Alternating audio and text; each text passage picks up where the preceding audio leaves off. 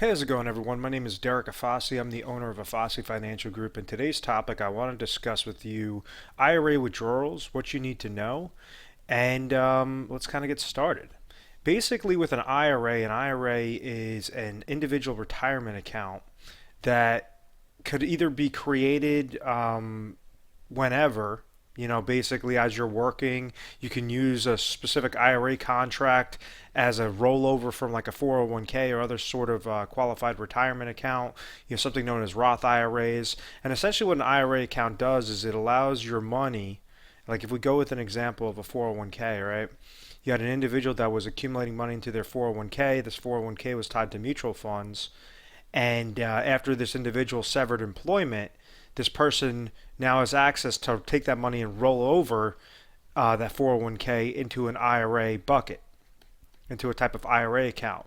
And the reason why that's important is because rather than having the 401k account go directly into that person's checking account, that individual is going to get hit with full taxation and a 10% penalty if that individual is under the age of 59 and a half. So when rolling it over into an IRA contract, you now have a bucket of money. Typically, these IRAs, like if you want to, if one of your goals is to have better mutual fund options, well, then you could go with an IRA contract or an IRA account that has maybe 300 different mutual fund options to choose from, as opposed to the 5 mutual fund options that you have through your 401k account. Maybe some people like an IRA contract for, eventual lifetime income. So they might throw that with an insurance company with like a lifetime income rider attached to it. Now, when it comes time for retirement, and I'm meaning after the age of 59 and a half, when you're in your 60s, when you're looking to retire, there's certain provisions with these withdrawals that you should always be mindful of. What do I mean by that? Well, first off, you cannot pull this money out. Kind of just like that 401k, just like any sort of qualified plan. You cannot pull this money out before age 59 and a half. If you do pull this money out before age 59 and a half, you're going to get dinged with a 10% penalty, and it's going to be fully taxable on the portion that you pull.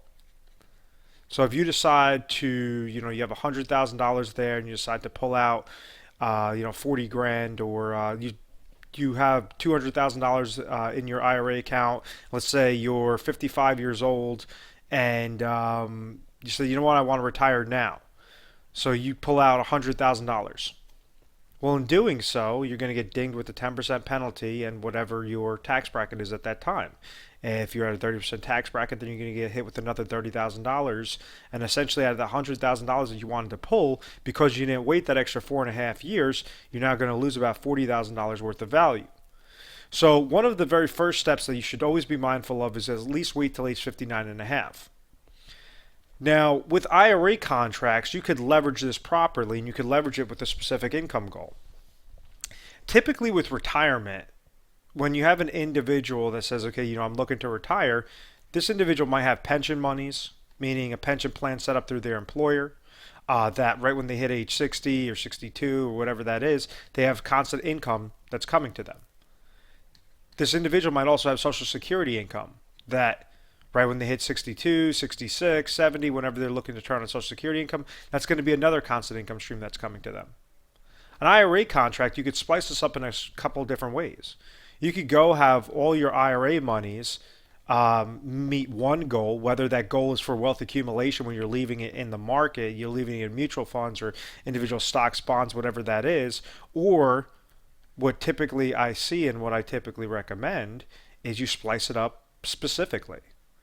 You could have monies that, if you have pension money, let's say that is coming to you and that's $30,000, and you have Social Security income that's coming to you that's another $30,000, but you want to have $80,000 come to you of retirement income, well, we understand 30 plus 30 is 60, and the $80,000 gap, now you need $20,000 of pure income to have that constant income stream.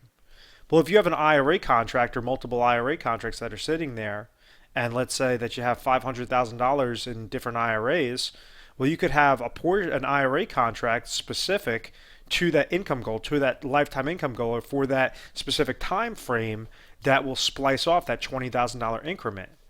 Out of that $500,000, maybe you have to leverage $300,000 to accomplish that goal of the $20,000 income, lifetime income. So what you're doing is you're leveraging your dollars that you've already accumulated, and you're placing that with specific IRA contracts that are meant for max withdrawal strategies, max income strategies, different things like that, that you're still making sure that you're sufficing after that 59 and a half rule, but this income that's going to come to you is going to be for the rest of your life, or you and your spouse's life. So in this scenario, you had $500,000. You're taking that worry, you're taking that question mark out of retirement that says, okay, I have $500,000 bucket in there. A traditional advisor is telling me, oh, just leave this money in the market. Maybe leave this money in mutual funds, and I have that $20,000 gap. Let me just keep taking out $20,000, and the likelihood should be that I'm not going to outlive this money. Well, if it's tied to mutual funds, you don't have a floor with those mutual funds, meaning if the market wants to crash, your account's going to crash. This was very apparent in 2008 when the average portfolio lost 57%. Just last week, just a couple of weeks ago, everyone's seen the market utilize this volatility where it's going down, then it's going back up, then it's going down, then it's going back up, and it's scaring the heck out of people, to say the least. So my main recommendations is, why do you want to risk your money if you could get to the finish line successfully by only leveraging portions to make sure that those go into designated contracts that will produce that specific income amount that you're looking for? So you could have an IRA contract that says, okay, $300,000 would produce $20,000 of lifetime income. I have that other $30,000 of Social Security income that's coming to me, that other $30,000 of pension income that's coming to me, and I'm sufficing my $80,000 goal. You could also make sure that there's inflationary protections built into that lifetime income that's going to be coming to you, so that $80,000 might start off at $80,000, and then after 10 years it's going to slowly creep up to $90,000, $92,000, $93,000, $94,000, etc. every single year that you're living. While that's happening, you now have $200,000 in a separate IRA contract, and that's meant for the growth. That might be meant for the mutual funds or the individual stocks and bonds, or just purely liquid accounts, something that you could have as an emergency fund. This could be maybe a mixture of your savings, whatever that is, but this will correlate to another specific goal. Maybe that's that max, the max accumulation goal, whatever obviously pertains to your specific situation. But, one of the things I want you guys to know is, with IRA contracts, you have the 59 and a half rule, where you cannot pull that money out before age 59 and a half. And then when it becomes age 70 and a half, you have something known as required minimum distributions, RMDs, that the IRS is going to say, okay, listen, you had this money, it's deemed qualified money. You had to wait till 59 and a half to start taking it. And we're going to force you to start pulling out money. At first, it's going to start off on a lower percentage of whatever your bucket is, but you have to suffice something known as required minimum distribution. So in this scenario, if you're turning on your lifetime income streams before 70 and a half, well, it's going to suffice that RMD requirement. You're making sure that you're pulling out the money. And this RMD, it aggravates a lot of people, because they're saying, what if I just want to leave this money to my children, to my grandchildren? I can't even do that because Uncle Sam's always trying to get, his piece of my retirement. And that is a valid statement. So there's certain ways to leverage it the right way. There's certain tools that you could use. With any sorts of financial contracts or strategy, just like tools in a tool belt.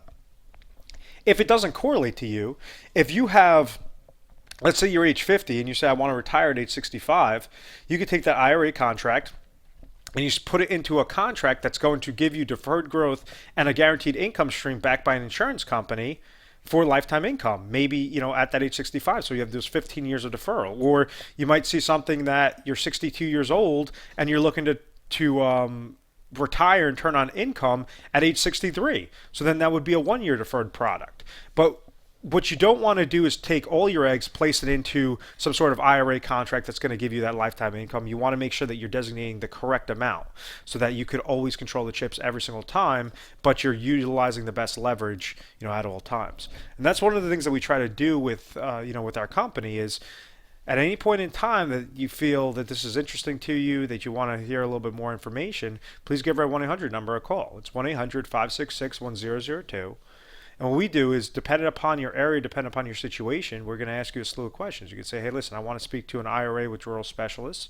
I want to see, kind of what are my options regarding the IRA, max cash flow plans, most, max withdrawal plans. And what we do is we have a proprietary process known as the Retire Sharp planning system, where we go through over hundreds of different contracts and strategies. On average, we put the individual that's calling into our office over 1,200 different contracts and strategies. So when we're giving our recommendations of the top 3, top 4, top 5, you're going to know for sure it's not, we're not penciling you in with company XYZ. It's saying, okay, well, based upon your age, these are the companies that are fighting for your business. This is the one we're going to recommend because this is going to give you the best offer. It's not saying, oh, come to a seminar and, I'm going to go and show you company ABC and it's going to be the specific IRA contract and whatever you tell me, I'm just going to keep showing you company ABC. That is such the wrong way to do retirement planning, and understand that you control the chips, and in retirement you only have one chance to get things right. Because of our Retire Sharp planning system, because of our methodical process, we are available 24 hours a day, 7 days a week. We're A+ rated on the Better Business Bureau. We've never had complaints. We've always had very good reviews, and it's because of this methodical process. I want to thank you very much for watching this video. Please make sure to subscribe to our YouTube channel, Retire Sharp, so you can have access to the most updated videos. Thanks, guys.